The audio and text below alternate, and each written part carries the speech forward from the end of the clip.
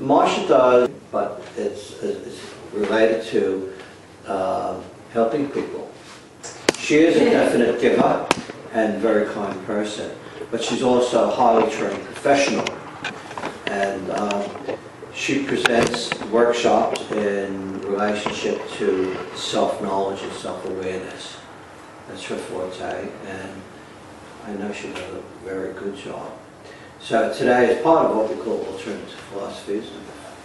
I found it important enough, especially now it's Valentine's Day, presenting a workshop on the beloved and coming into contact with your own beloved. Okay, so that's enough of me. Marsha, over to you. Thank you very much, Jason. Great.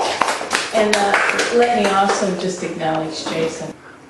It's actually taken quite a bit of bravery on my part to start at this level of workshop, because it's deeply personal, and my own journey has been deeply personal.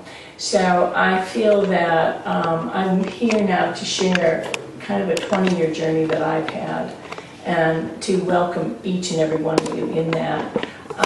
It's been just in my own life a long journey just to get in touch with the beloved within, and to recognize that once we're in touch with the beloved within, actually the beloved without is everywhere. You know, it's in each and every person that you then meet. And it's been well worth the trip. So I want to share with you tonight just a few things that I've learned about that, and to actually support us each in getting this glimpse. Because even though we recognize that we have it within us, more times than not we forget who we actually are and how magnificent we really are. And I just want us to celebrate that tonight. And particularly when there's been Valentine's Day, you know, there's all this expectation of what love is and how we can be loving, and the loss of love, actually, in many of our cases, or the disappointment of love. And yet, when you're in touch with the beloved within, you're never lost from love. And love never really lets you down. So I think that it's an important journey so that we can sustain ourselves in life and also sustain each other. Because, of course, we do have many griefs in reality. And if we can help each other understand truly the divine within, then we can call each other back to a deeper truth beyond the grief. And Jason didn't mention this, but my own journey started along this way with the passing over of my husband about 20 years ago. And so, man, I was like a twin ray with this man, and he died, and I thought, this is quite different than I planned for my life.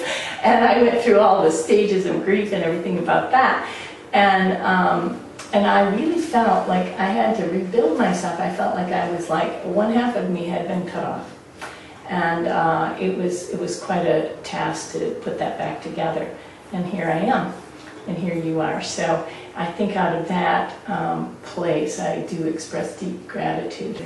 Wow, thank you so much for sharing these. It's very enriching to my life to even get to the point where we can share like this, because sometimes you think the world's going to pieces, you know, and sometimes you think maybe even not too many people are nice in the world. So when we get together and we really see who we are, it sort of buoys each of us to the truth of our own, what the true reality is. There's a lot more going on, and it's beautiful than we sometimes expect. I have another event that I'm planning sometime in April, which is called Intentional Presence. So just how to show up like this, you know, because we may know who we are, but then, you know, we step out and we don't actually meet our real selves often. So this is, the next step is just to take a look at how we can do that in a more consistent way. Do